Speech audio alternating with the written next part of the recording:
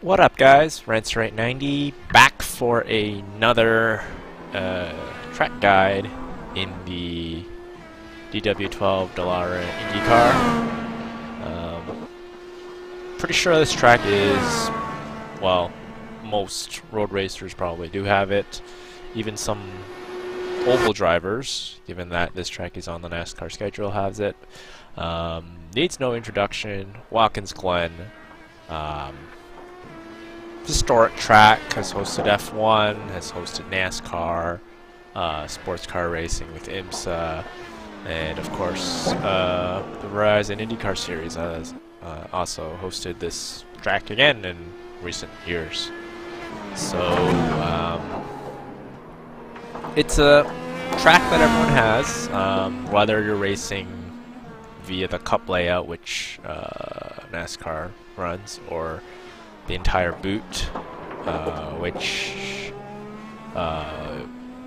you race in IMSA as well as IndyCar. It's IndyCar as well as all the other Mazda Road to Indy series. It's a nice fast track, lots of fast corners, but with it, there's also a lot of chance to screw up. So I personally have driven this track in IndyCar, NASCAR, all three divisions. I've driven it in a V8 supercar. I've raced it in a Daytona prototype. I've raced it in GT3. So I think there's more. I've even raced. Well, I think I even did a race in the Lotus 79. So there's it's a track that people know, but it's a tough track. It's personally one of the tracks where I actually struggle in. It's hard to believe, but I'm not as fast as people think. But I'll still do this guide. I did some practice today, Sunday, so I just did some practice in a hosted session, and then I did my own testing session, and seem to have gotten some pace. So hopefully this guide helps. I'm not the fastest. I'm probably missing half a second. Yeah, I'm probably missing half a second, maybe a bit more. Depends on. I'm just starting to get reacquainted with the car, given that in the past couple weeks we've been in a couple oval tracks in Pocono Raceway, as well as Gateway Motorsports Park. So I guess I should probably stop rambling. I know my Snoopy IndyCar is very, very lovely to look at, but let's go on to the lap. As usual with my track, guys, we're gonna do the lap, and then we're gonna choose my best lap, and then we're just gonna analyze it. So let's get on with the lap.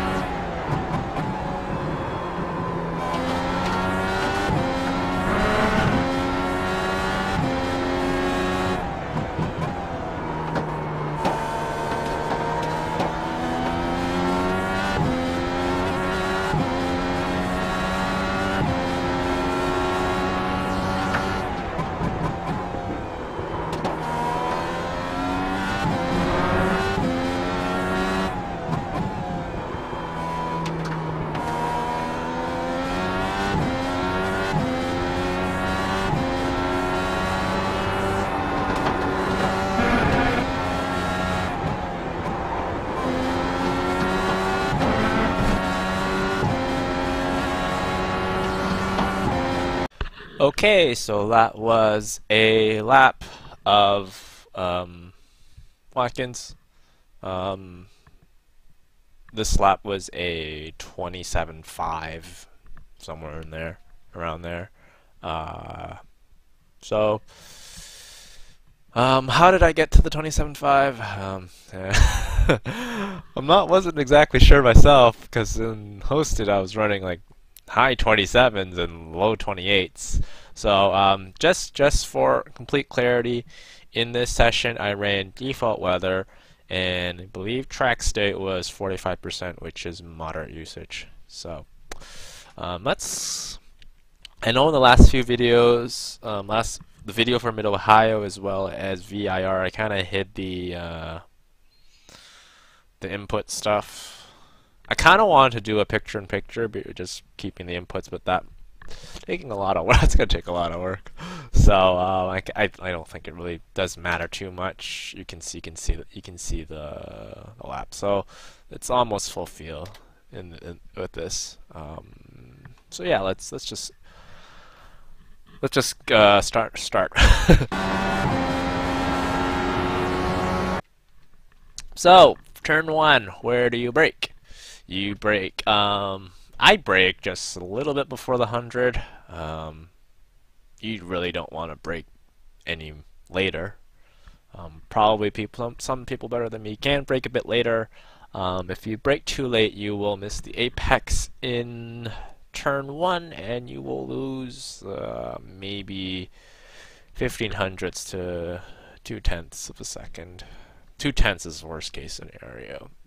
Usually you lose maybe 0.1 to 0.15 in turn 1 if you screw up. So yeah, that is relatively straightforward. As you can see from my input, I'm kind of running maximum 50%. My brake pedal has not been working well ever since I've got them, so I've kind of gotten used to my own braking. So yeah, 6 down to 2nd. So hit that apex. I didn't hit it enough. I kind of wanted to use a bit more curb, but that's enough. Make sure that so yeah, here you're off throttle. Once you don't, in an Indycar, you kind of want to spend the least amount of time not accelerating, like off throttle and not braking. So that kind of goes with every car, but especially in this car, given that the margins are just so slim. But of course, in such a high-powered car like the IndyCar, you have to watch for wheel spin. So let's continue.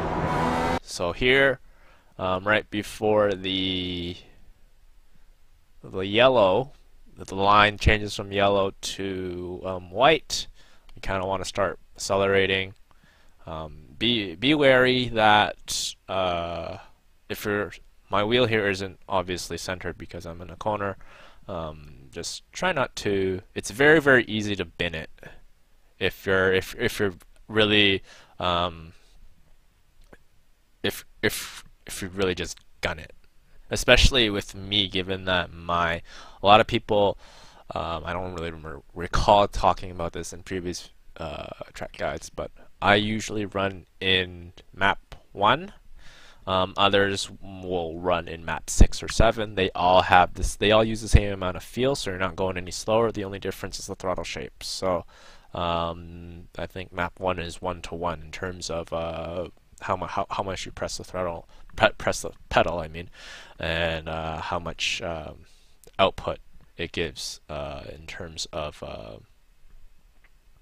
yeah, output in terms of throttle. So just be wary.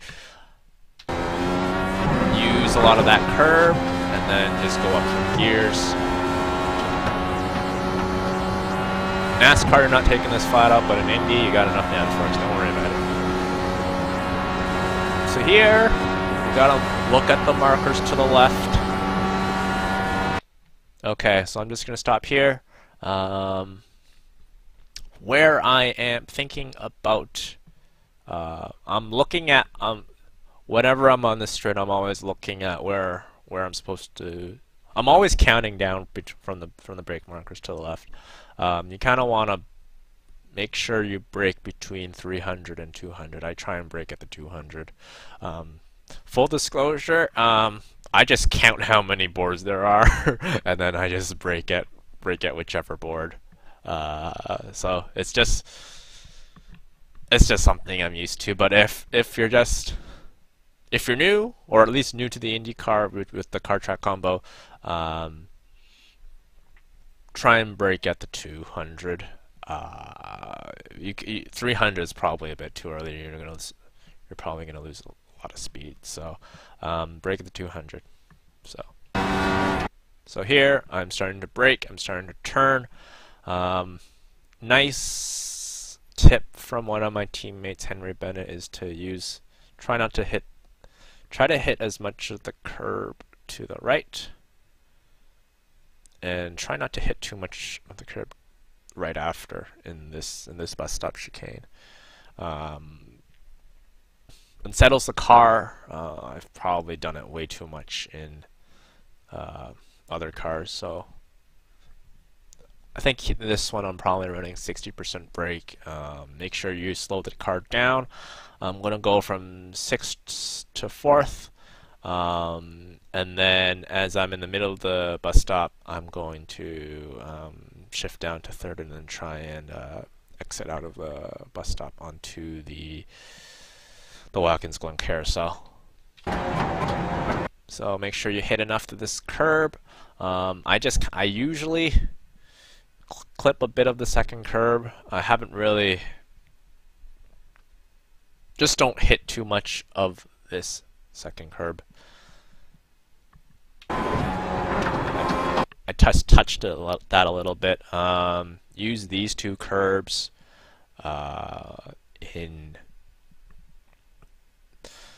So for me, my exit has never been great here. So I think people faster than me can probably go much faster. It's probably where I'm losing time, to be honest. But if you're like me and you're just an average iRacer, 60% throttle, 70% throttle, should be fine. So here I'm already starting to be full throttle. When going to the carousel, I kind of want to swing to the take as wide as an entry, take as wide as an exit out of the bus stop and into the entry of this carousel, and make sure that scrubbing enough speed to not go wide on exit at the carousel, but also have one, for lack of a better term. Yeah. So basically what I'm trying to do here is that I'm trying to get a good exit here, have a good entry into the carousel. Make sure I don't go too wide, because if I go too wide, there's some pave runoff, but I kind of, when the pave runoff ends, I kind of want to be off it. Of course, you're gonna lose speed. So I think this one. So here, what I usually do is that I usually hug this curb here, and also try and scrub. I don't go full throttle here, just because I want to scrub some speed to not to make sure that the car doesn't go to the grass and into the next left-hander. So see, I'm off throttle, so I'm probably going back on throttle. I don't really have any markers, but mid-apex, I kind of want to. You don't want to be off. You just want to be half throttle for maybe 3-4 seconds, maybe even a bit less than that. It's very, very brief. If you're not full throttle longer than that, you're losing some time there. So hit that curve. So here I'm braking a bit early. I think some people, if you can see how the pavement changes in color, this pavement is a bit lighter, and then you kind of see the darker pavement. My goal is to always try and brake there, but usually I just try and brake a bit before. Maybe later I can brake there, but this is kind of where the spot because you see this little screen in front of the Indycar. The top is kind of near where the pavement changes color a little bit. So when you see that, you can start braking from 5th down to 2nd. Here you kind of want to hug the curb, or at least be as close to the white line as possible. Not exactly where I wish. Ideally, I kind of want to be a bit more to the left, but this is fine too. Make sure that you have a good exit to ensure that you have a good exit into the next complex, which is by far the most complex one for me on this track in this car. Well, on this track in any car, period, really. So here, when you're mid-apex trying to exit, you're already on full throttle. So, whoops. Hit that curb. Try not to take too much onto the grass.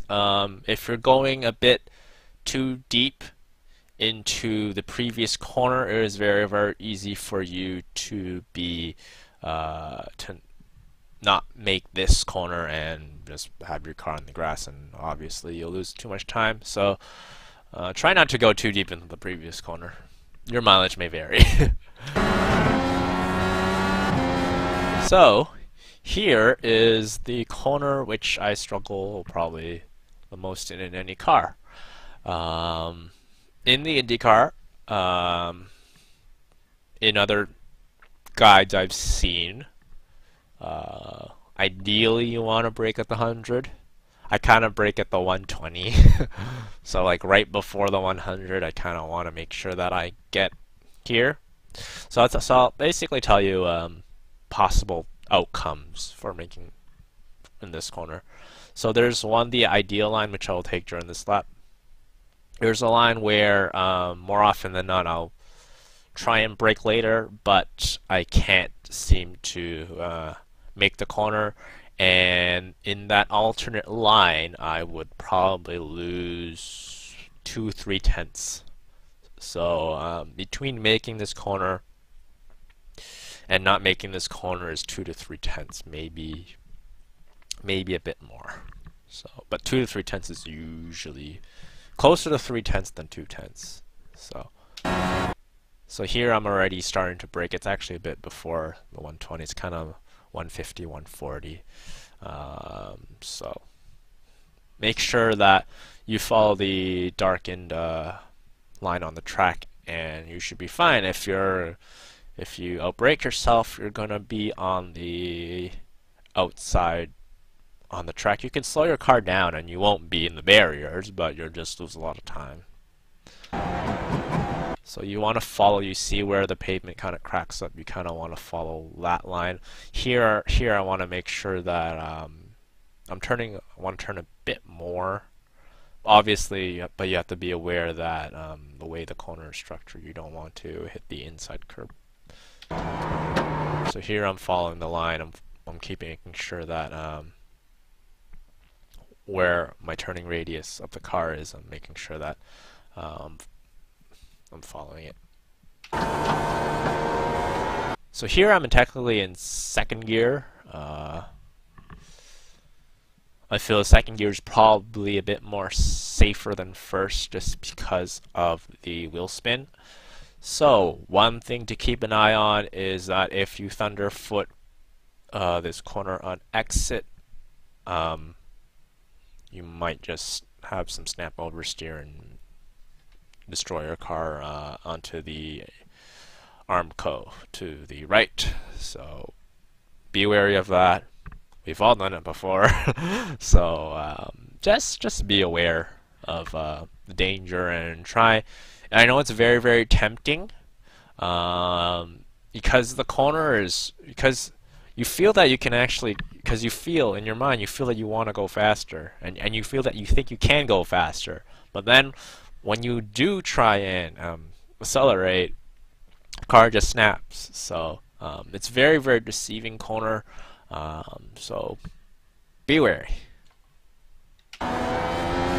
So here I kind of had a little bit of a wobble, trying to make sure that I can keep the car stabilized. So here I'm already on full throttle, but make sure that you have some control of the car. It's almost, this wheel is not straight, but you want to make sure that at least this is kind of on corner exit. You want to make sure that use as much as this left side as possible as well, which I am using in this situation. Up the gears. You're gonna want to. I sometimes shift down to second or first. So I'm braking right before the 100. Maybe 120 again. Maybe 120, 130. So here I'm using a bit more brake. It's almost 85% brake. So this corner really depends. Sometimes in second, sometimes in first. I feel that there's a bit more drive off corner exit in first, but second is okay. You won't lose too much. Once again, here you want to make sure that you follow the line. Try not. Sometimes I also kind of hit the curb, so try not to do that in the race. If you're doing that, you're probably turning too early. So here I'm trying to make sure that my right front is as close to the yellow line as possible. This corner after is relatively straightforward. I had a bit of a bobble there, so in that situation, just be wary. Sometimes I short shift up to second just to make sure that I minimize the wheel spin. Use the curb there. So here I don't actually have a point where I look at to brake. I just do it. So maybe it's I think it's more like just 2-3 seconds at most, and then there's this tough left-handers coming up, and you want to make sure that you're going from you'll be in third gear. You want to go from third to first gear here. So once again, very, very easy to turn into early and hit the curb, or once you're midway through the corner and you're getting ready to exit the corner, you'll just, if you thunderfoot it, you'll also oversteer into another Armco barrier. So let it roll, let it roll. So I'm kind of starting to accelerate a little bit, 40% mid-apex.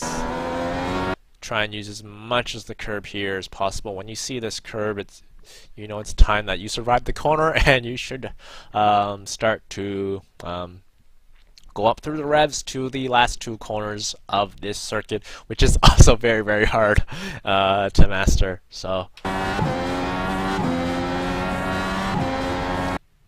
here I am. You don't need to brake. A simple lift will do. I think for this lap I was a bit more braver than I usually was. So I remember I think I'll know in a couple seconds. I think I was in fifth gear, and just a slight lift for 1 second, not even 2 seconds, and then you're going into the last corner. Make sure that you hit this apex. So here my throttle position is around a bit less than half throttle. So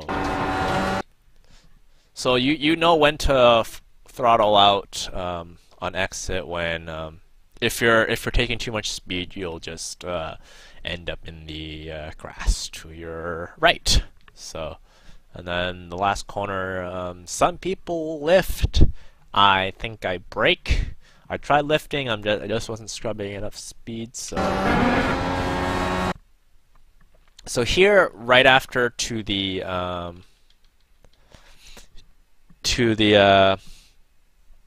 think these are tire barriers. To the tire barriers to your left, right after is when I start. I think I haven't even passed the tire barriers, and then I start braking from fifth down to third, and then that is the track. So throttle brake wise, I'm using 40% ish. So you want to make sure that you're downshifting from fifth to third. Follow the different pavement. You want to make sure your car is on the lighter pavement. So and then you start accelerating. Let's see, where does it?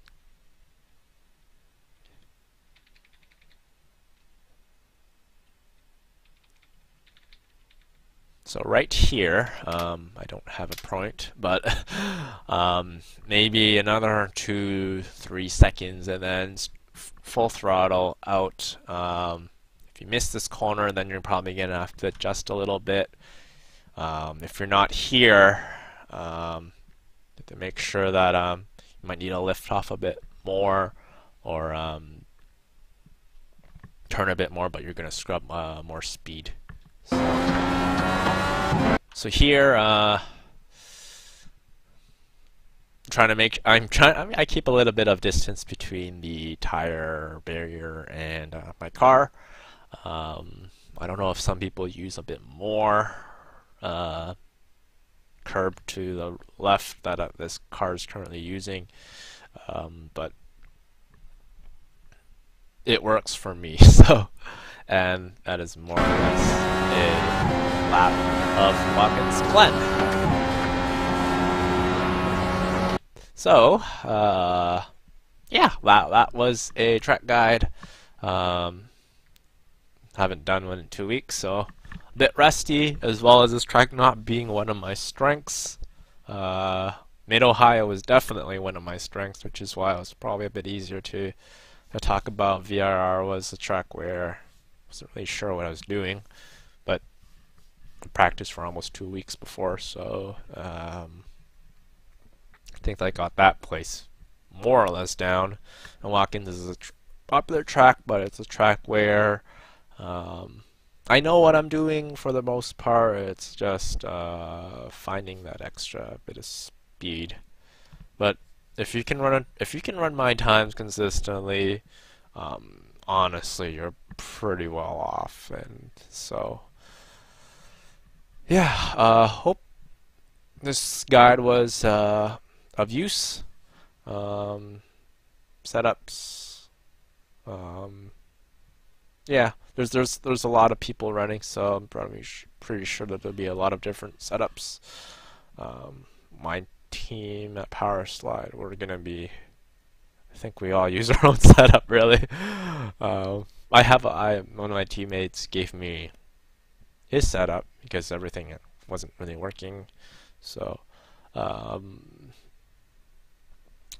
kind of used his as a base and did some stuff to it. So yeah, that's pretty much where I got this time. I think any decent setup can probably reach my lap time, no problem. If not, I could always ask which base they come from. So yeah, I think that's pretty much everything's been covered. So if you enjoyed, if the track guide was useful, like, comment, subscribe. If there's anything that you think I can improve on, you can always say that too. I don't mind. I'm still starting off with this track guide stuff. This is only the third guide that I've done for this car. Next season plan is going to be very honest. With the time change in, I don't remember, was it October or November? So after that's going to be a bit tougher, given the fact that the time zones aren't very friendly for me to race. So I'll still try and do the track guides because I do like racing. I do like practicing in this car. It doesn't matter if I race or not. I like running this car, so I can always do those. Yeah. Well, the goal is to keep working on the track guides for the various tracks, whether I'm good or not. So, yeah. So I've pretty much done rambling. This is week 12, week 13. I assume there won't be too many changes to the IndyCar. I don't think there's really anything to change. Yeah, I'm done rambling. Hope to see you this week. Watkins Glen is a fun track. It's a popular track, so I expect to see some decent participation. And hope to see you on track. And hope this guide was useful to you. Once again, I think I probably said that already. So yeah, we'll see you on track. Goodbye, guys.